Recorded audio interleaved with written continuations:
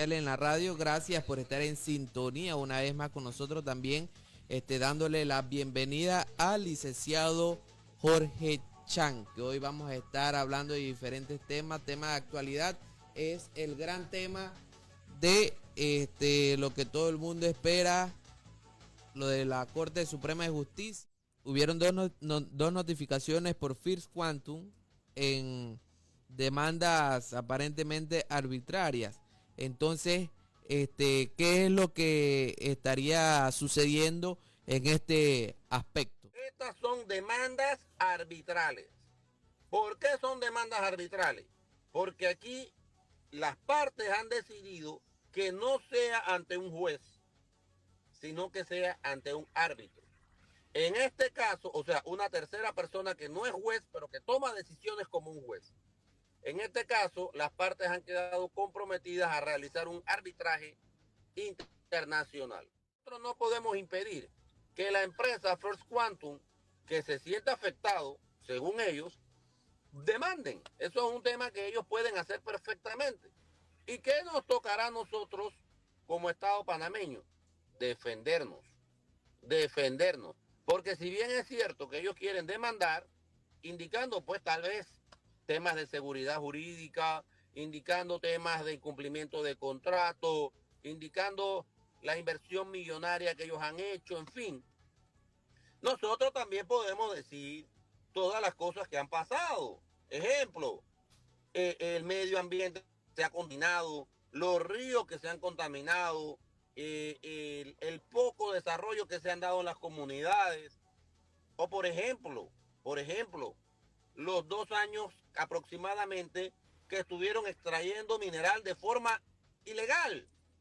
Entonces, todos esos son temas que también nosotros perfectamente pudiéramos presentar como parte de nuestra defensa en los alegatos del arbitraje internacional. Ojo con eso. No quiere decir que porque ellos no demanden, ellos van a ganar la demanda. Ojo con ese tema. El contrato que se realizó está lleno de vicios de inconstitucionalidad. Y por eso es que estamos esperando el fallo de la Corte Suprema de Justicia. Porque aparte de que ellos no vayan a demandar, nosotros le vamos a decir, lo que pasa es que este contrato que ustedes están demandando está lleno de inconstitucionalidad. O Ahora, sea, que no respetó la Constitución panameña y por consiguiente nosotros no podíamos mantener un contrato en esas condiciones porque estamos en un Estado democrático de derecho. Adelante, Luis. ahora hablan de cuatro cláusulas o cuatro artículos, no sé, de lo que viene siendo el contrato y se habla de que la primera, si se vence, por decirlo así, la primera parte de este contrato, ya todo lo otro se cae. Sí, lo que pasa es lo siguiente. Esto es un contrato ley. ¿Qué es un contrato ley? Un contrato entre las partes. Vamos a ver, sigamos con el ejemplo del arrendamiento, del alquiler. Muy bien, cuando tú arriendas tu apartamento, haces un contrato, ¿no? ¿Ok? Tú haces un contrato, dice primero, segundo, tercero, ¿cierto? Cuarto, quinto, bueno, muy bien. Ahí se explica todo. Las condiciones en que tú entregas el apartamento, las condiciones, quién paga la luz, quién paga el agua, se explica todo, ¿cierto? Bueno, en el contrato ley entre el Estado panameño y la empresa, en este caso First Quantum, se explicó todo lo que tenía que desarrollarse. Muy bien. Luego de eso, ese contrato pasa a la asamblea para que se apruebe o para que no se apruebe. No se puede modificar ni una coma del contrato. Y así se hizo. Muy bien, se aprobó. Luego de eso, entonces, eso se estableció cuando se aprobó por la asamblea por medio de una ley. La ley 406 del 20 de octubre del año 2023. Muy bien. Ahora, como se ha demandado la inconstitucionalidad, se demanda la inconstitucionalidad de la ley. Está bien. Por eso es que se habla de los famosos 4 artículos y que el primer artículo es el que es inconstitucional, que es precisamente el que aprueba el contrato ley. Pero escúchese muy bien esto. Escúchese muy bien esto. Para poder decretar inconstitucional el artículo 1 de la ley 406, la Corte Suprema de Justicia tiene que entrar en qué hace que sea inconstitucional ese artículo. Y ahí tendrá que desarrollar qué partes del contrato considera que son inconstitucionales. No sé si me hago entender. Yo creo que sí, está bastante claro. Ahora, mi pregunta es, regresando a la primera pregunta, donde ellos quieren hacer estas demandas, ¿verdad?, hacia Panamá. Ahora nosotros, como panameños, o en este caso, los abogados, pueden realizar una contrademanda contra ellos, independientemente que no haya salido este fallo o este fallo de la Corte Suprema de Justicia, ese veredicto. Mire, estamos a un paso de que ese fallo se dé. Una vez se dé ese fallo, vamos a tener mejores argumentos. Pero déjeme decirle, los abogados de Panamá, Grupo Guía, debemos estar ya preparando las demandas en contra de la minera. ¿Por qué? Porque si ellos nos van a demandar, nosotros también los vamos a demandar a ellos. En efecto, como tú muy bien lo señalas, si nos demandan, uno presenta contrademandas. Y eso es lo correcto.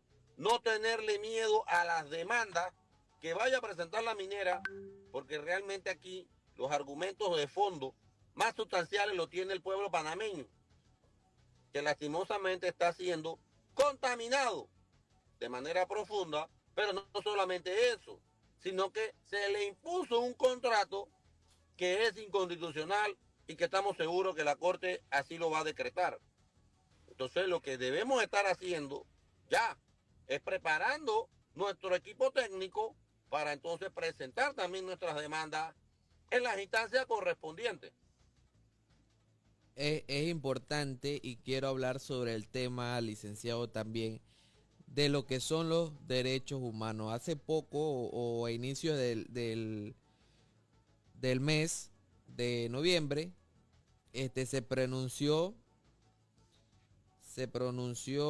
la Comisión Internacional de Derechos Humanos haciéndole un llamado a Panamá sobre esa represión que estaban teniendo los ciudadanos cuando estaban realizando o desarrollando estas marchas pacíficas sobre las principales calles de Panamá.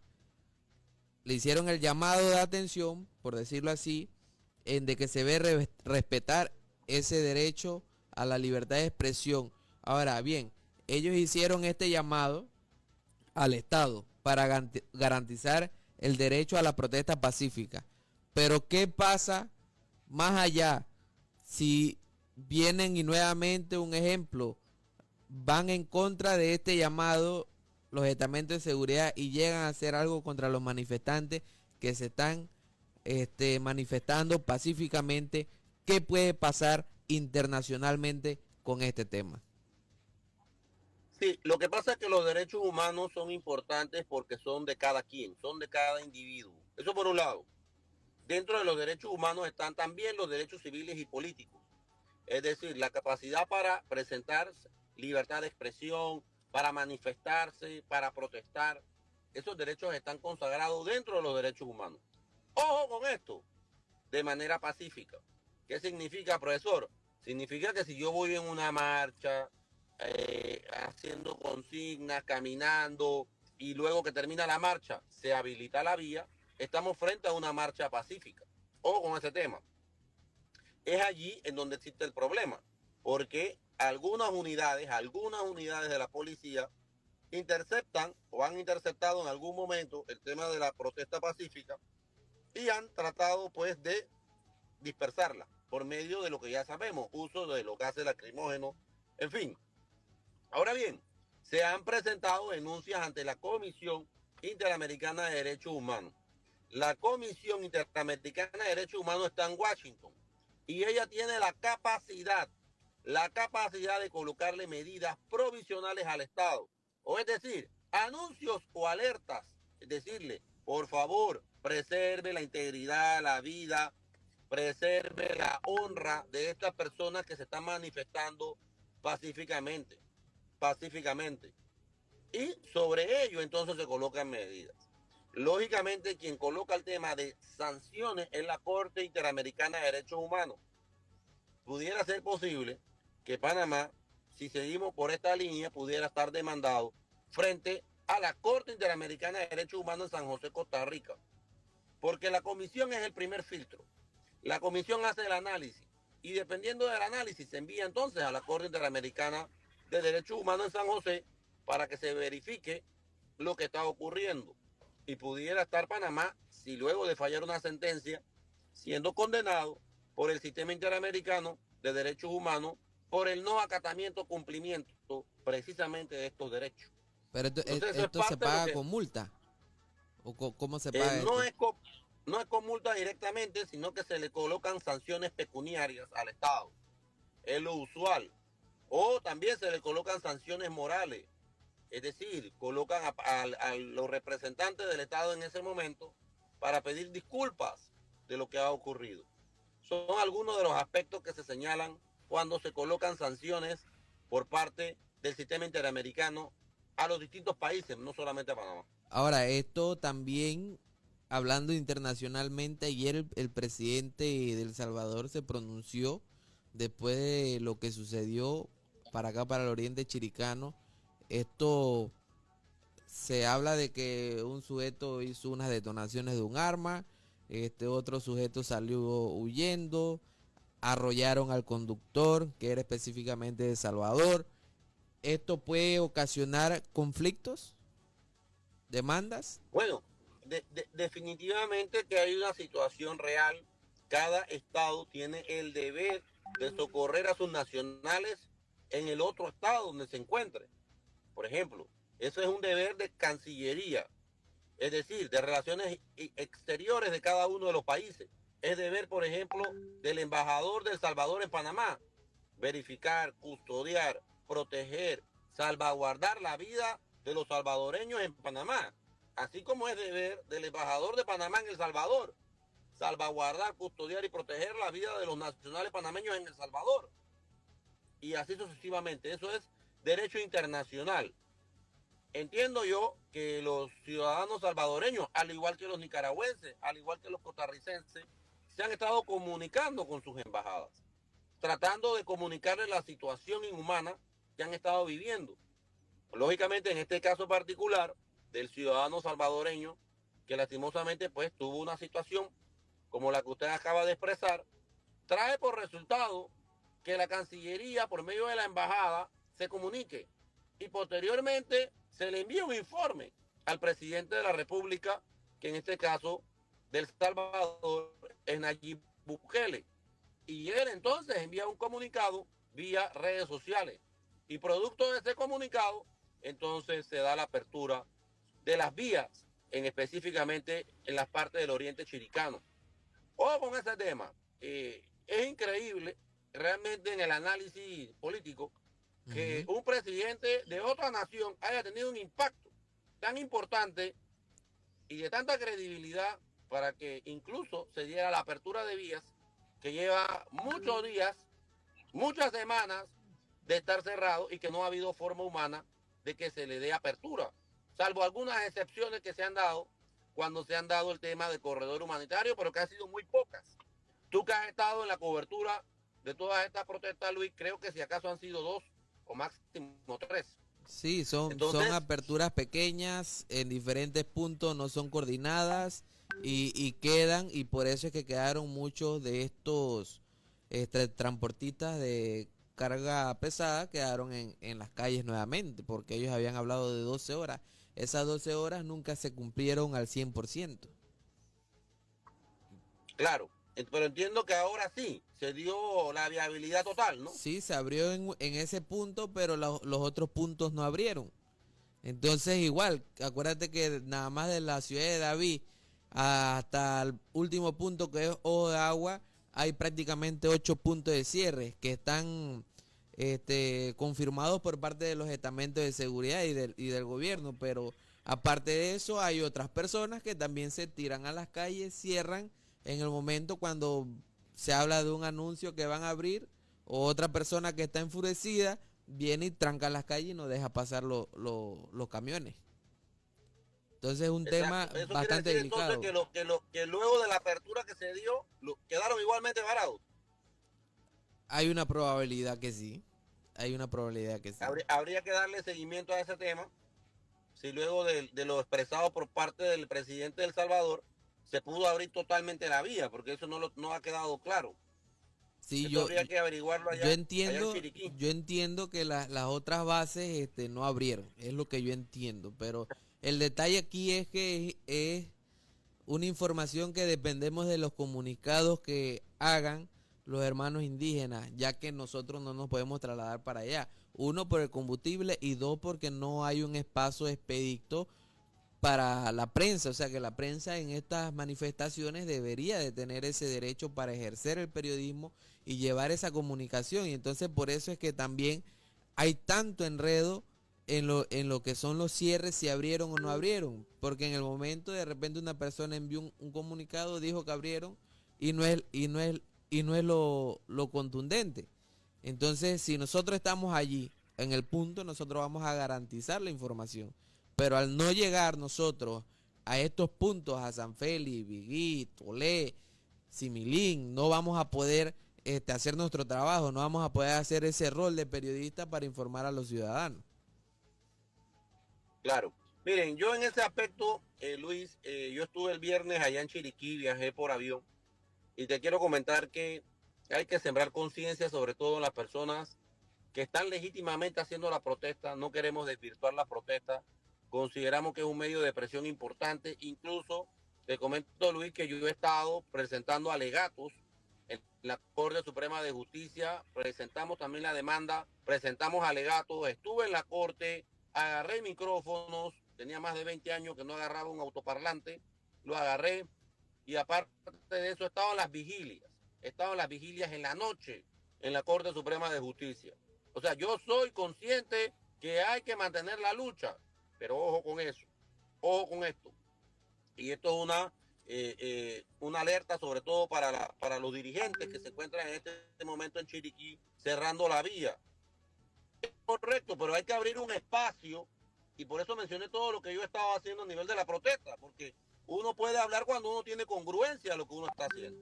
Claro. Pero también hay que darle un espacio de oxígeno a la población chiricana. No es posible que la población chiricana no tenga combustible. No es posible que se esté pasando los contactos para ver quién tiene gas. O sea, eso son cosas que no es correcta, porque yo estoy en la ciudad capital. Yo estuve el viernes en Chiriquí. Acá yo tengo gas y acá yo tengo combustible. Entonces, ojo, y estoy protestando también. Entonces, a eso es lo que nos referimos. Nos referimos que perfectamente se pueden cerrar las vías, perfecto, medio de presión. Pero también ábrele en un compás. Vamos a ver, abramos un compás, por ejemplo, de 6 a 9 de la noche. Démosle oportunidad para que puedan pasar las cisternas, para que puedan pasar los carros de combustible, las mulas. Después volvemos y cerramos. Al día siguiente se le abre otro compás. Pero lo que no podemos hacer es poner al pueblo en contra del pueblo. Porque a los que queremos defender, a los que queremos proteger, que son los ciudadanos de este país, los estamos afectando.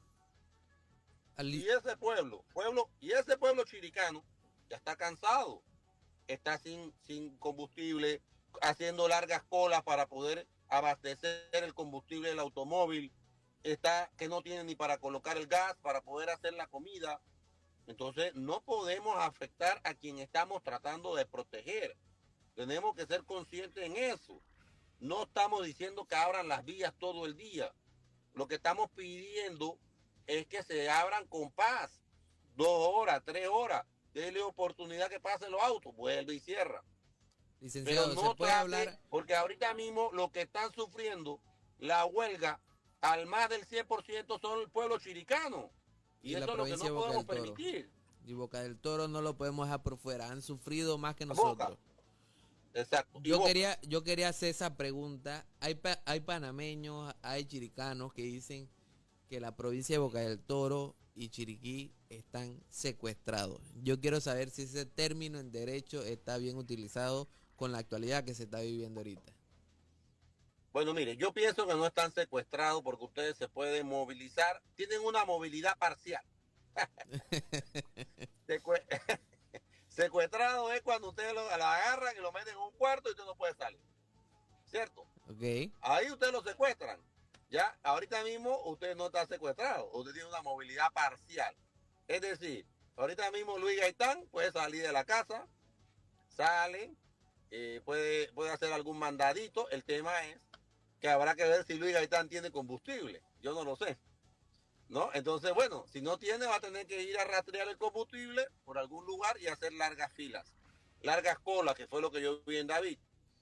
Después, tal vez la señora, que ahora pues tiene las mamás que tienen bebés pequeños, tienen que hervir el agua. El agua caliente es muy importante, sobre todo para los cuidados de una criatura. ¿Y tú cómo haces, pues? Si el gas no hay. Claro. Entonces, ese es parte de los problemas que tenemos, ¿no? Hacer los alimentos, hacer la comida.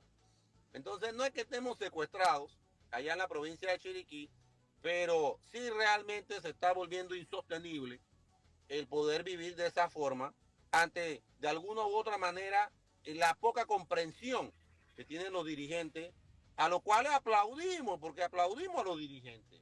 Sabemos de su lucha, coincidimos con los maestros, coincidimos con los dirigentes indígenas de la comarca, sí, pero también hay que ser comprensivos y darle apertura, sobre todo para que el pueblo chiricano y el pueblo de Boca del Toro no estén pasando, como decimos en buen panameño, páramo, de forma innecesaria, porque acá en la ciudad estamos protestando, pero tenemos combustible y tenemos gas. Así es, licenciado Chan. Muchas gracias por su espacio. No sé si quería agregar algo más para cerrar la entrevista. No, solamente darte las gracias, Luis, darle las gracias a todos tus radio oyentes que siempre están pendientes de informe especial y definitivamente sembrar conciencia. Eso es un aspecto muy importante. Ya está por fallar próximamente la Corte Suprema de Justicia. No podemos bajar la guardia. No podemos bajar la guardia. Tenemos que estar constantes, tenemos que estar firmes. Porque, ojo, luego de que se decrete, Dios primero, ojalá y así sea, la inconstitucionalidad de la ley 406, hay un término para ejecutoriarse esa sentencia, 3 días. Posteriormente, en esos 3 días, pueden presentarse aclaraciones. Estoy seguro, Luis, que van a venir las aclaraciones por parte de la empresa y por parte de la firma de la empresa. ¿Qué tenemos que estar? Vigilantes para que la Corte no demore 4 años, como ya demoró, en resolver una aclaración, sino que esté rápido resolviendo esa aclaración. Es decir, en el lapso de los próximos días, resuelva la aclaración y posteriormente entonces se publique en Gaceta Oficial. Mientras no se publique el fallo en Gaceta Oficial, no hemos hecho nada, señores. Se despide atentamente el profesor Jorge Armando Chan Villarreal. Piense positivo, sea feliz y no le haga daño a nadie. Ese es el mensaje del profesor para todos ustedes. Saludos y fuerte abrazo. Gracias, licenciado Chan, hablando de los diferentes temas de los aconteceres al diario, ahora con estas protestas y donde los manifestantes piden esa derogación de la ley y el fallo de la inconstitucionalidad por parte del contrato minero 406. Nos vemos hasta la próxima, licenciado. Saludos.